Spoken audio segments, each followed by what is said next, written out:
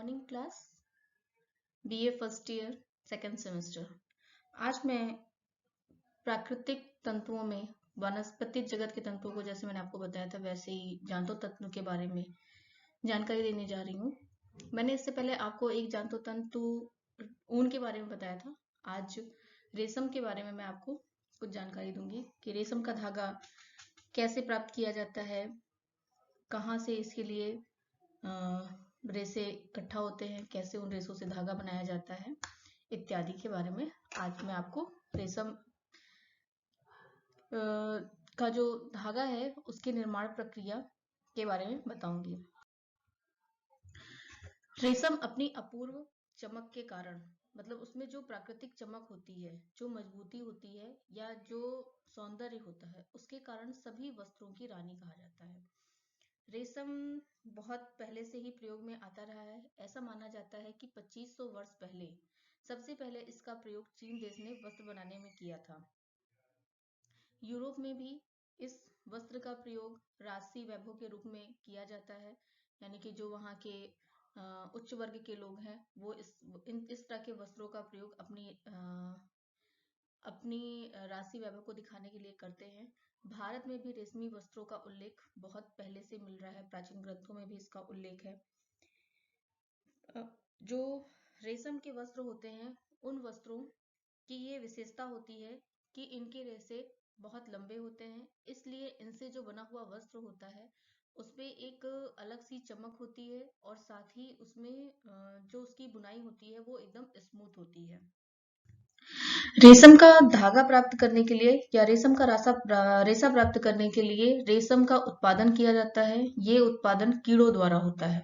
सबसे पहले जो रेशम का तंतु होता है या रेशम का जो रेशा होता है उससे प्राप्त करने के लिए शहतूत के पेड़ों की बुआई की जाती है, उनकी अच्छी देखभाल की जाती है, क्योंकि जितने अच्छे शहतूत के पेड़ होंगे, जितने अच्छी उसकी पत्तियां होंगी, उतना ही अच्छा रेशम हमें प्राप्त होगा। क्योंकि जो शहतूत का पेड़ होता है उस पर ही रेशम के कीड़े पाले जाते हैं और उसकी पत्तियों को खाकर ही उससे वो कीड़े रेशम के धागे का निर्माण करते हैं। रेशम के जो कीड़े होते हैं उन्हें शहतूत के पेड़ों पर पाला जाता है और इस बीच उनका विशेष ध्यान रखा जाता है कि जो शहतूत के पेड़ हैं उनका रख रखाव सही हो, उन पर जो पत्तियां आ रही हैं वो भी अच्छी होनी चाहिए। साथ ही उन पर जिन कीड़ों की रेशम के जिन कीड़ों की उपज की जा रही है, जिन कीड़ों को पाला जा रहा है, वो कीड़े भी अच्छी या उत्तम कोटि के होने चाहिए। ये कीड़े शहतूत की पत्तियां खाते हैं और खाने के बाद उसे पचा करके उसे रस के रूप में या तरल द्रव के रूप में अपने मुंह से बाहर निकालते हैं और वो बाहर हवा के संपर्क में आकर के सूख के रेशम का धागा बन जाता है।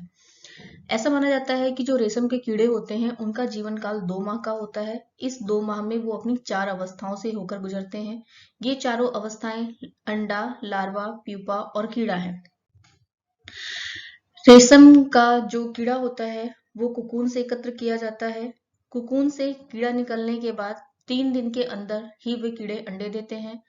इन अंडों से लार्वा निकलता है और ये लार्वा शहतूत की पत्तियां खाना प्रारंभ कर देता है।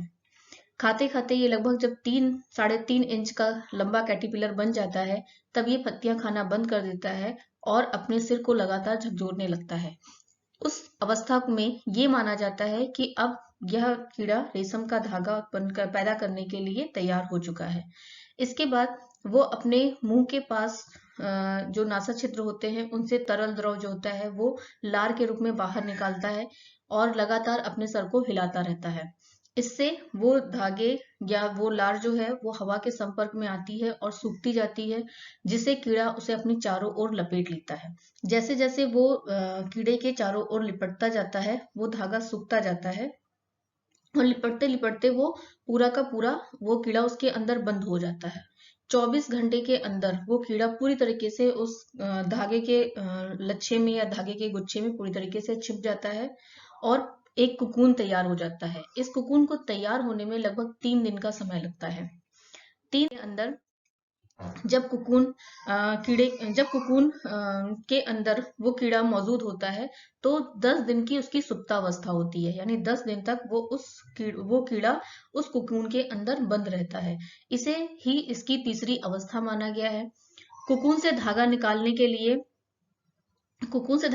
के लिए अब हम क्या करते हैं कि जिस कुकून के ऊपर धागा लिपटा हुआ है उसको गर्म पानी में भिगो दिया जाता है, जिससे उसके अंदर का जो कीड़ा होता है वो मर जाता है, या उसकी जो जीवन शैली होती है वो वहीं पे समाप्त हो जाती है, और कुकून को पे हल्का ब्रश करके उस धागे का छोर प्राप्त कर लिया जाता है।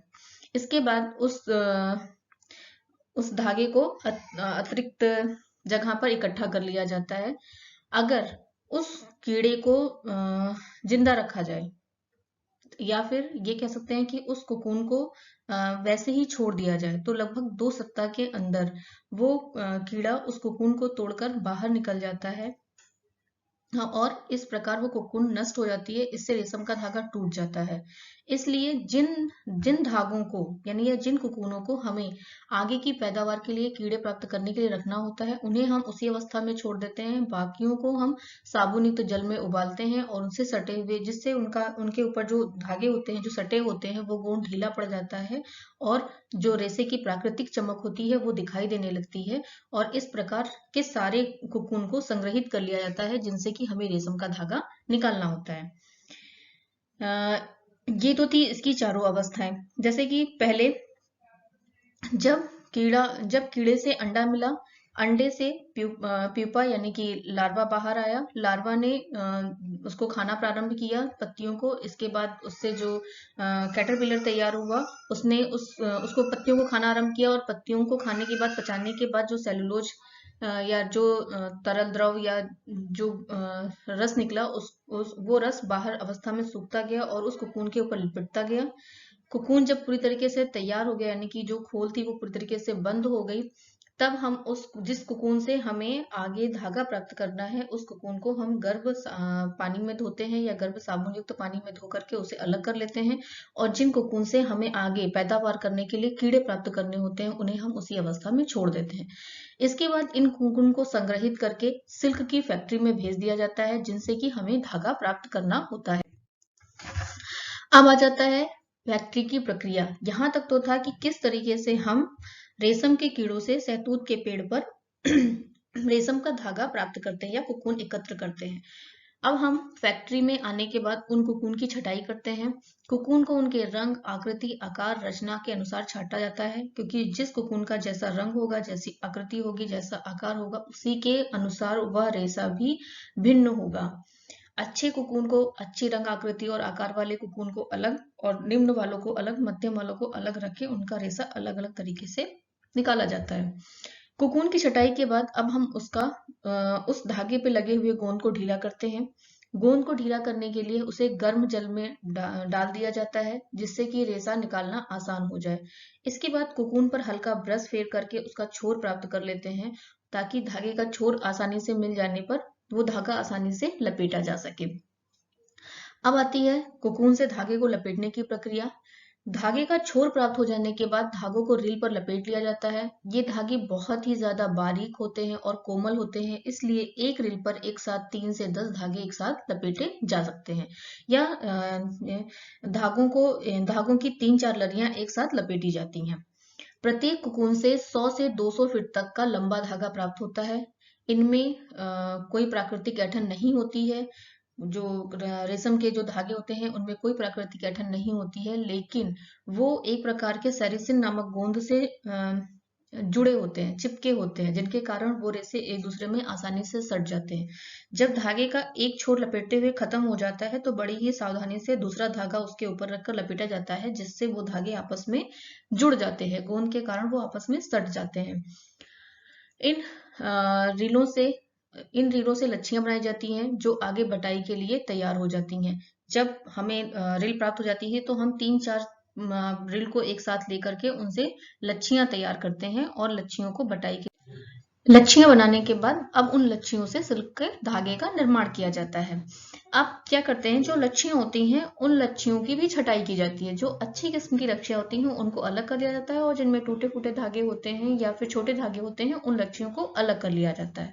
लच्छियों को अलग करने के बाद इन्हें गर्म पानी में रखा जाता है। गर्म पानी में इसलिए रखते हैं क्योंकि इनके ऊपर जो गोंद होती है वो हल्की नरम हो जाए या ढीली हो जाए, यानी कि जो धागे को आपस में सटा के रखने वाले या जो गोंद है, इन रेसों को आपस में सटा के रखने वाला जो गोंद है वो हल्का ढीला हो जाए। इसके बाद इन्हें सुखा करके इन्हें फ्रेम पर चढ़ा दिया जाता है। फ्रेम पे चढ़ाने के बाद जो इनके छोर होते हैं उन छोर को हम लोग बॉबिन पे लपेट देते हैं। बॉबिन जो होता है उस पर लपेटने के बाद इन पर हल्की हल्की ऐठन दी जाती है, और इनसे धागा प्राप्त करने के लिए इन्हें बीच बीच में कई बॉबिनों से होकर के गुजारा जाता है, और हर बॉबिन के गुजरते समय इन पर हल्की हल्की ऐठन देते रहते हैं, जिससे कि इनकी जो मजबूती है वो थोड़ी सी बढ़ जाए। जैसे मैंने अभी आपको बताया था कि जो रेशम का धागा होता है या रेशम का जो रेशा होता है, इस पे जो ऐठन होती है वो नहीं होती है। इनमें सिर्फ गोंद होता है जो इनको आपस में सटे रखने का गुण इन्हें देता है, जिसके कारण इन रेशों से धागा बनाया जाता है। जब इन पे ऐठन नहीं होती है तो ये रेशे थोड़े कमजोर भी माने जाते हैं, लेकिन जब हम इनसे धागा बना रहे होते हैं उस प्रक्रिया में हम इन पर हल्का हल्का बटाई करते समय इन पर हल्की हल्की ऐठन देते जाते हैं, और इस प्रकार बुनाई के लिए धागा तैयार कर लेते हैं। इस धागे के अतिरिक्त जब हम इन पर कताई प्रक्रिया करते हैं, यानी कि धागा बन जाने के बाद भी इन लच्छियों पर कताई प्रक्रिया होती है। कताई प्रक्रिया में भी जो छोटे रेसे होते हैं या जो टूटे फूटे रेसे होते हैं उनसे तो वैसे ही वस्त्र तैयार कर लिया जाता है उनके चिपकने के गुण के कारण, और जो लंबे रेसे होते हैं उन पर कताई करके उनसे उत्तम कोटि का वस्त्र बनाया जाता है।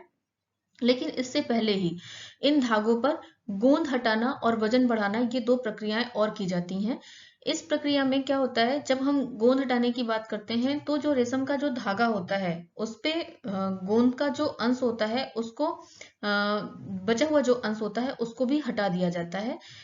इसको पूर्णतया नहीं हटाना चाहिए, लेकिन इसको हटाना भी अनिवार्य होता है। जब तक उस पर गोंद की लेयर या हल्की परत होगी तब तक ये जो रेशा है ये हमें उतना चमकदार दिखाई नहीं देगा जितनी जितनी इसकी वास्तविक चमक है। वास्तविक चमक तभी दिखाई देगी जब उस पे से गोंद की वो पतली परत हटा दी जाएगी। लेकिन अगर पूरी तरीके से गोंद को हटा देंगे तो जो उसका गुण है उसको आपस में सटा के रखने वाला वो उसका समाप्त हो जाएगा, इसलिए इसको हल्का ही हटाया जाता है या हल्का हल्का गोंद इस पर छोड़ दिया जाता है। फिर आता है वजन बढ़ाना। ये दो प्रक्रियाएं ऐसी प्रक्रियाएं हैं जो अतिरिक्त प्रक्रिया कहलाती हैं रेशम का धागा तैयार करने की। लेकिन वजन बढ़ाने में भी हम कुछ जो शुद्ध रेशम के वस्त्र होते हैं उनको छोड़ दिया जाए तो जो ऐसे रेशम के वस्त्र हैं जिनका मूल्य थोड़ा कम होता है उनमें हम कुछ धातु क्षार जैसे कि टिन है, लोहा है इत्यादि को सटा करके उनसे भी वस्त्र बनाते हैं। रेशम का जो वस्त्र होता है, रेशम का जो धागा होता है उनमें इन धातु क्षारों को आपस में चिपका लेने का गुण होता है या सटा लेने का गुण होता है। इससे ही सिल्क का वजनीकरण भी कहते हैं। इससे क्या होता है, इस रेशे की जो मजबूती होती है वो और जो प्रत्यास्थता होती है वो तो कम होती ही है, साथ में जो रेशम का वास्तविक गुण होता है कि वो बहुत लंबे समय तक चलते हैं वो भी धीरे धीरे वो भी थोड़ा कम हो जाते हैं और वो जल्दी नष्ट हो जाते हैं। क्योंकि जो लोहा है या टिन है इनके अंदर जो गुण है वो उसकी मजबूती और उसकी चमक और उसकी प्रत्यास्थता को कम कर देते हैं।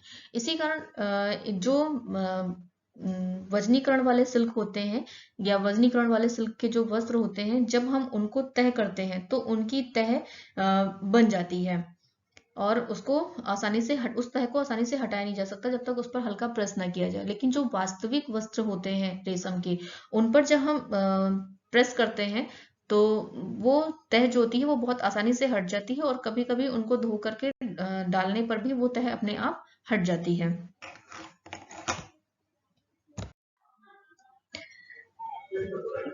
लक्षियों को फैक्ट्री में भेजने के बाद जब उसमें कोकून के रेसे इकट्ठा कर लिए जाते हैं, फिर जब उनसे लच्छियां बनाई ली जाती हैं तो उन लच्छियों पर कताई प्रक्रिया की जाती है। ये कताई प्रक्रिया सिर्फ उन्हीं रेसों पर की जाती है जो लंबे रेसे होते हैं। रेशम के जो छोटे रेसे होते हैं उनसे भी वस्त्र बनाए जाते हैं। जैसे कि मैंने अभी आपको बताया था कि जो कुकून होता है जब वो कीड़ा कुकून को तोड़कर बाहर निकल जाता है तो रेशम के जो धागे होते हैं वो बीच से टूट जाते हैं। वो टूटे फूटे रेशे या इनके जो छोटे रेशे होते हैं उनसे भी रेशम के वस्त्र बनाए जाते हैं। इनमें अन्य रेशों को मिला करके इनके जो वास्तविक वस्त्र होते हैं रेशम के, उनसे थोड़े निम्न कोटि के वस्त्र तैयार किए जाते हैं। लेकिन जो लंबे रेशे होते हैं उन पर ही धुनाई की प्रक्रिया की जाती है, कंघी की जाती है और इसके बाद उन पर कताई की जाती है, और कताई करते समय उन पर हल्का हल्का घुमाव देते हुए उन्हें आगे की तरफ बढ़ाया जाता है और एक अविरल लंबाई का धागा प्राप्त किया जाता है। जो रेशम के छोटे छोटे रेशे होते हैं, इन रेशों को सेरेसिन गोंद जो होता है उसकी वजह से इन रेशों में चिपकने का गुण होता है। चिपकने की वजह से ये रेशे आपस में आसानी से सट जाते हैं और सटे हुए रेशों से भी वस्त्रों का निर्माण किया जाता है। फर्क सिर्फ इतना होता है कि जो अविरल लंबाई का जो धागा होता है उससे बने हुए जो वस्त्र होते हैं वो चिकनी सतह वाले होते हैं।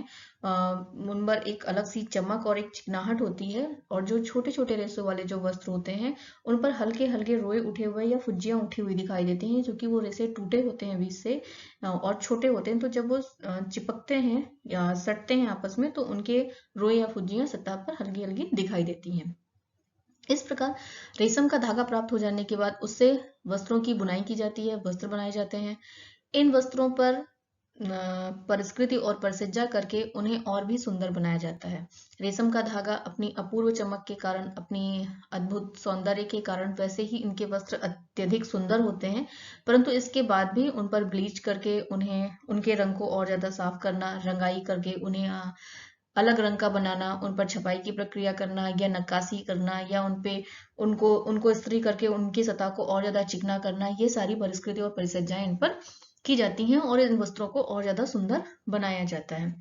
रेशम का जो वास्तविक रंग होता है वो तो हल्के पीले से लेकर के गाढ़े पीले तक होता है, और कुछ रेशम जो है वो भूरे रंग के भी होते हैं, लेकिन इनके वस्त्रों पर रंगाई प्रक्रिया के द्वारा या इनके रेशों को रंगाई प्रक्रिया द्वारा अन्य रंगों में भी बनाया जा सकता है। रेशम के उत्पादन की प्रक्रिया, यानी कि रेशम का धागा हमें कैसे प्राप्त हुआ। अपनी आगे आने वाली वीडियो में, जिसमें मैंने रेशम पार्ट 2 रेशम की विशेषताएं और रेशम के प्रकार के बारे में बताया है, इसमें रेशम का उत्पादन, जो कि रेशम के कीड़ों की 4 अवस्थाओं और कैसे फैक्ट्री में भेजने के बाद उस रेशे से धागा बनाया जाता है, ये सभी चीजें आपको बताई गई हैं। इसमें कोई भी चीज जो आपको ना समझ में आई हो वो आप दोबारा मुझसे पूछ सकते हैं। धन्यवाद।